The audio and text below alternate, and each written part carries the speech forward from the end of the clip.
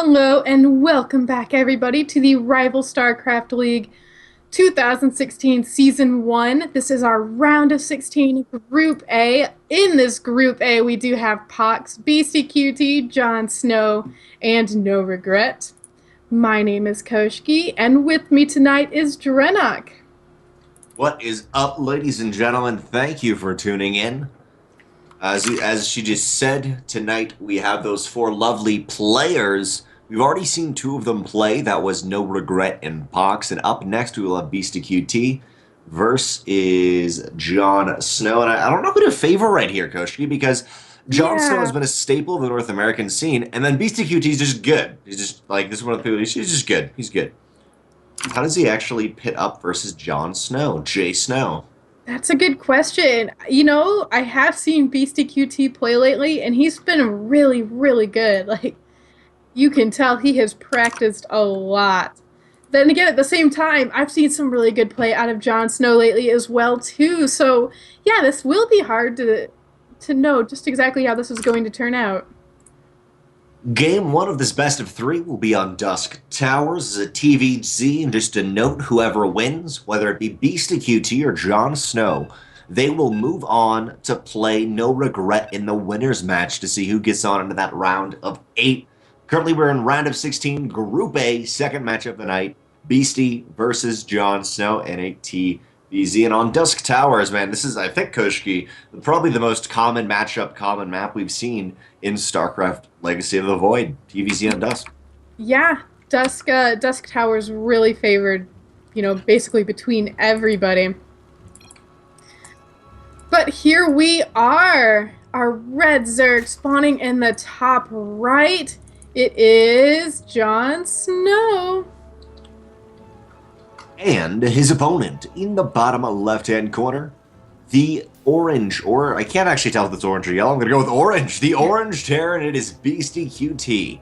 I'm colorblind, so that's one of the few colors orange. that I'm like, I actually don't know. Like, I think they use. I don't know. I think if you were to actually turn on colorblind mode in StarCraft 2, it uses this color. It's yeah, no, it sucks. Yeah. It slightly sucks right there, but our orange Terran, BCQT, opening up with what I believe will be a Rebirth Fast expand, but he may be taking a unique change on that. It doesn't look like he's going to be Rebirth Fast expanding. He's doing something else. I'm not sure exactly what, but this will be a unique TVZ build out of Beastie. Yeah, there is no gas here, so it looks like it just might be right to an expansion here.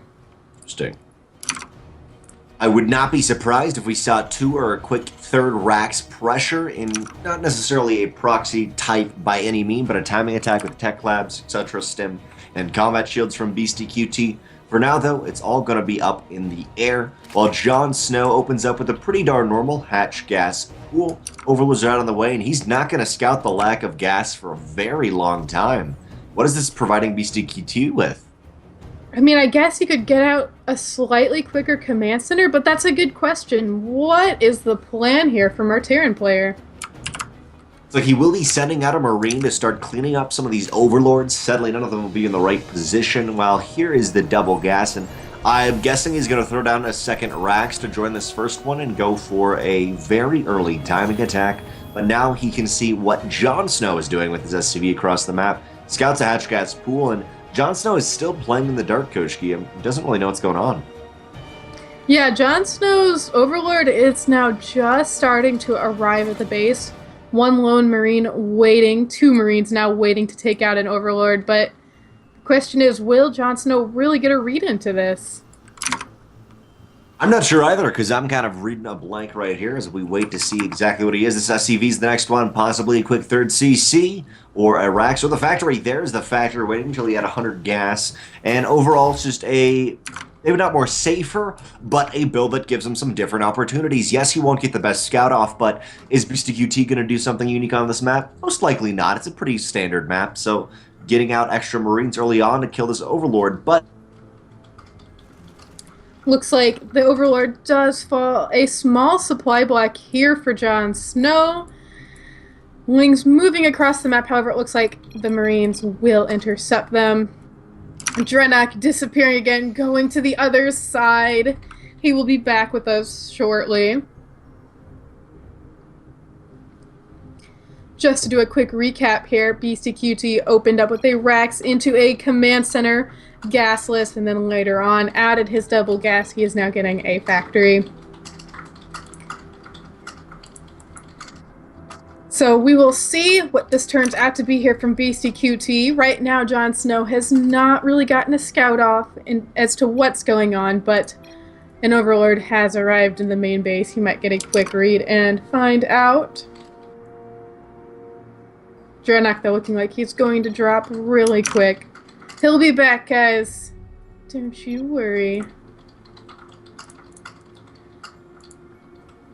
We are just waiting here. There we go. Our game has started again. These Lings intercepting these Marines. However, the Marines starting to stutter, step back, taking out the rest of the Lings.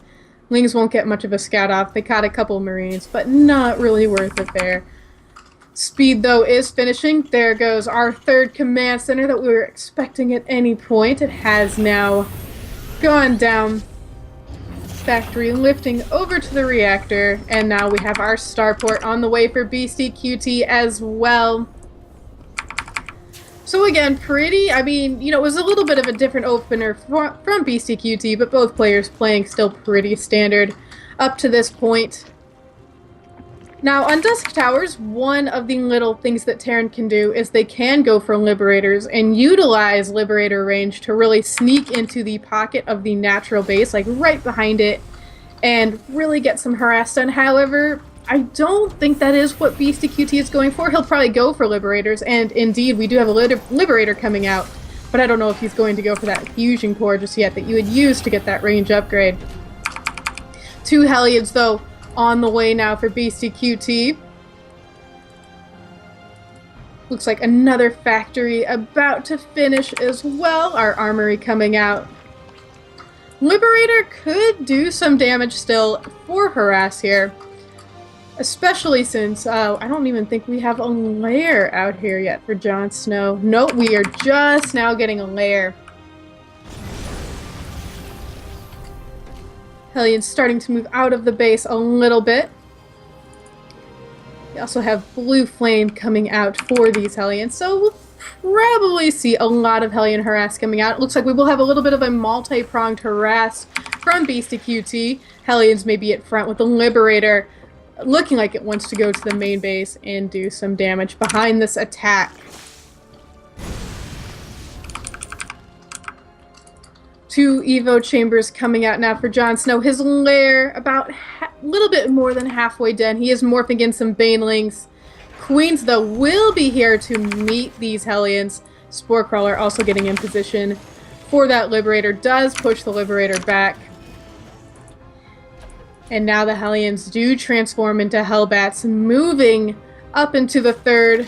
We do have Queens, but will that be enough? The Banelings could get some connections here. They do get a couple. But overall, these Hellbats are actually pushed back. More Hellions try to reinforce. One Hellbat very close here is going to get taken out. Jon Snow lost quite a few Banelings and Zerglings there, but did manage to save his economy and his queen. So overall, not too bad here for Jon Snow. Hellions again moving, though, into the third base. More Liberators being produced behind this, as well as tanks for BCQT. Blue Flame also done for these Hellions. And now we do have our third base set up for BCQT as well. Liberator just getting away. Rather low health, but getting into a better position. Getting to a safe place. That Spire now in production for Jon Snow, about halfway done. So we should see Mutas on the field in a little bit. However, Liberators will make sure that they can be handled rather well. Hellions still looking to do some damage here. Queen's really doing a good job of pushing them back, though. Liberator taking out some of the Overlords here on the map. Won't be that big of a deal, though, for Jon Snow, as he has got more Overlords on the way. Spire just about finished now for Jon Snow, and behind this we do actually have 3 more racks after the original 2 that were made for our Terran player, but these Hellions now did get a little bit of a surround. Looks like another one about to fall. A lot of these Hellions taken out in that little run by. Jon Snow doing a really nice job here of defending.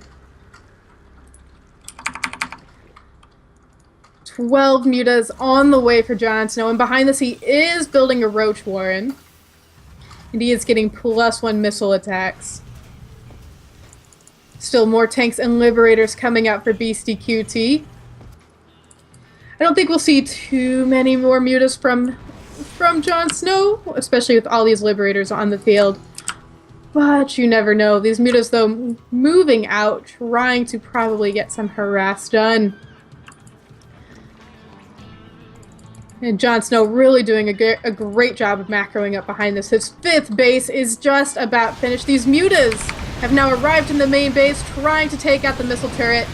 Jon Snow doing a great job in moving back the injured mutas. However, the Liberators have arrived. Liberators do a great job versus mutas.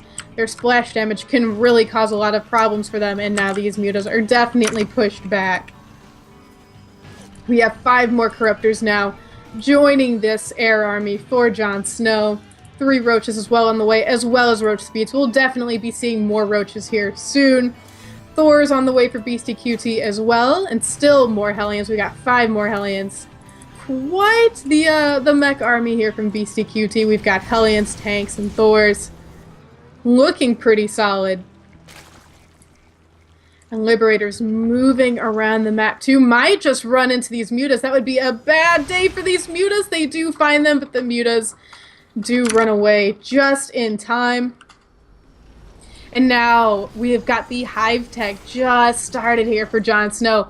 This Hive could be pretty tough for BSTQT if there is an Ultra Cavern with some really upgraded Ultralisks, because those Ultralisks, when they've got their Carapace upgrades and they've got their armor upgrades, are so tough to kill.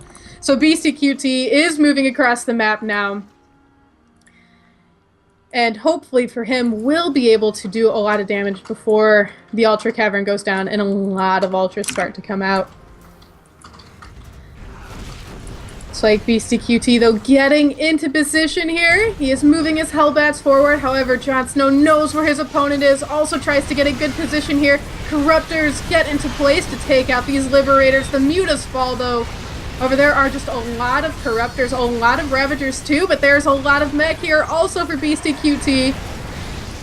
Really holding Jon Snow back a little bit. However, Jon Snow, with his well-placed Ravager Biles, doing a lot of damage to this army, and now BSTQT needs to find a new area to attack from. He has lost quite a bit. Both players lost a bit in this. However, Jon Snow really coming back, really was able to defend his 5th base and not suffer too bad of losses here.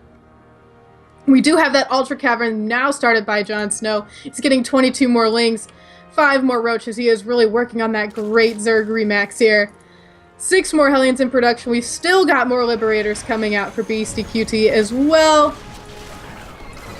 And a nice little Liberator attack in the main actually forces Jon Snow's army back a bit. These Liberators really causing a lot of problems here for our Zerg player. Ravager moves in to try and get some bile shots off to try and take down these Liberators. Meanwhile, 2 more Liberators start to join at the 3rd as well, just to really provide BSTQT as much time as he can to get his army back in order, and that is indeed what has happened now. Our army supplies are actually favoring BSTQT 120 to 97, so he has really made sure that he can come back after losing so many units in the previous engagement. These Ultras, though, they are working on their upgrades. We will probably be seeing Ultras popping out here soon for our Zerg player. More Thors, though, more Liberators in production. Our Terra player really doing a great job producing a very strong army. And now both players need to make sure that they can get into the best position possible here. One wrong move, and it can be deadly. The tank and the Liberator, the Hellbat Force, it is moving forward. Jon Snow right now, he's only got Roaches, he's got a couple Corruptors, he's got Ravagers, but is it going to be enough versus this pretty terrifying looking army that we have from BSTQT? We do have 4 Ultras getting ready to pop out. And a nice surround on some of these tanks here for Jon Snow. Is able to pick a few of those off. And now we've got 5 Ultras on the way. Once these Ultras really start to get into big numbers, it could prove to be a bit of a problem for our Terran player. Still, it is anyone's game though. BSTQT moving up to the 5th base. Jon Snow starting to push him back though. The Liberators, they start to get set up. Roaches, they do a nice job of taking down the tanks, but there are just so many Liberators here. They push Jon Snow's army back, and our Terran player, looking to be in a pretty good position, is starting to get his entire army set up. However, there are Ultras on the field, more Ravagers being morphed in. Still, Jon Snow could definitely